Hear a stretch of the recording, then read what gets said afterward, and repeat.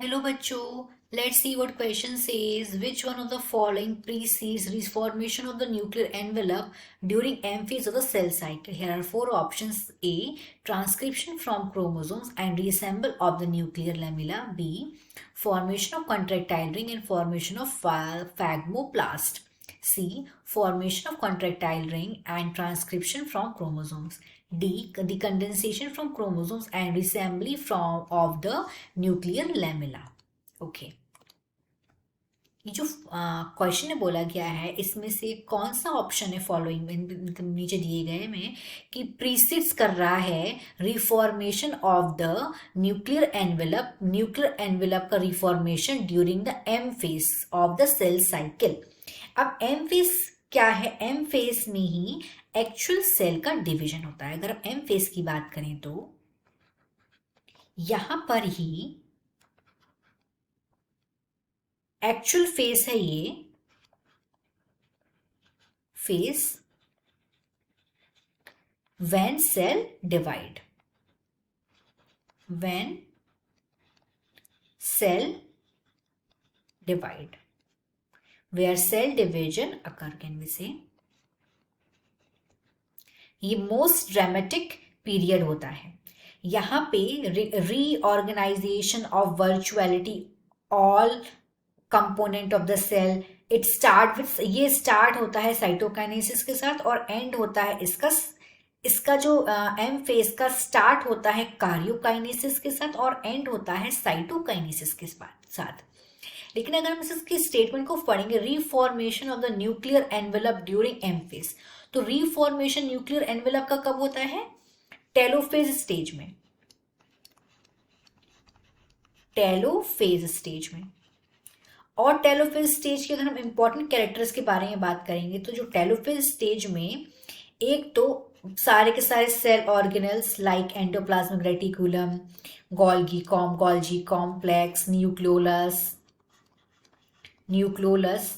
Nuclear membrane, ये सब क्या होते हैं? रिफॉर्म होते हैं. ये सब रिफॉर्म होते हैं. और इसका इंपॉर्टेंट कैरेक्टर क्या है? ये बिगिनिंग है फाइनल स्टेज ऑफ माइटोसिस की. या इस स्टेज में अगर हम टेलोफेज स्टेज की बात करें तो इस स्टेज में जो क्रोमोसोम्स होते हैं, क्रोमोसोम्स वो रीच कर जाते हैं अपने अपने रिस्पेक्टिव पोल्स को. रिस्पेक्टिव पोल. और क्या होता है इसमें? जो क्रोमोसोम्स हैं, ये बहुत इंपॉर्टेंट कैरेक्टर है इसका. क्रोमोसोम्स डीकंडेंस हो जाते हैं इसमें. डीकंडेंस. और डीकंडेंस होने की वजह से क्रोमोसोम्स अपनी आइडेंटिटी को, अपनी इंडिविजुअलिटी को, दे लूज देयर इंडिविजुअलिटी. ये सारा का सारा हो रहा है टेलोफेज में. ओके, अब हम एक एक करके स्टेटमेंट्स की, एक एक करके ऑप्शन की बात करते हैं. ऑप्शन नंबर ए में बोला गया है transcription from chromosome and reassembly of the nuclear lamella. तो ये जो कंडीशन है ए ऑप्शन की, ए की, ये बताई गई है लेट जीवन फेज की. लेट जीवन फेज में ये होता है.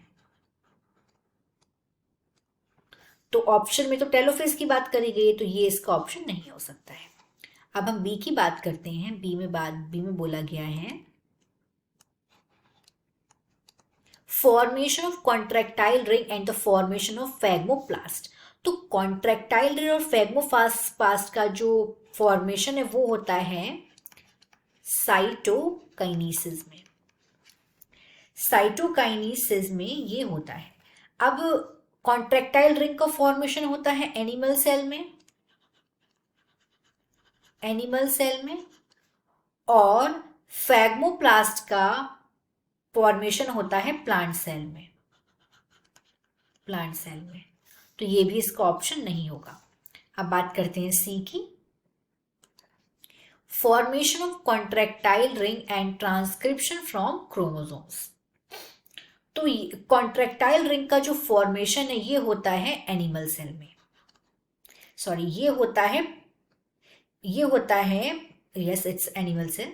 ये होता है कॉन्ट्रेक्टाइल रिंग का फॉर्मेशन होता है एनिमल सेल में। और ये जो कंडीशन बताई गई है सी में, ये बताई गई है लेट जीवन फेज की, लेट जीवन फेज की। तो ये भी इसका करेक्ट ऑप्शन नहीं होगा, सी वाला भी। अब हम बात करते हैं डी की।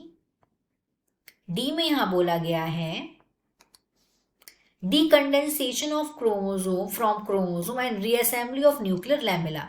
ये एकदम करेक्ट है क्योंकि ये टेलोफेज का कैरेक्टर है।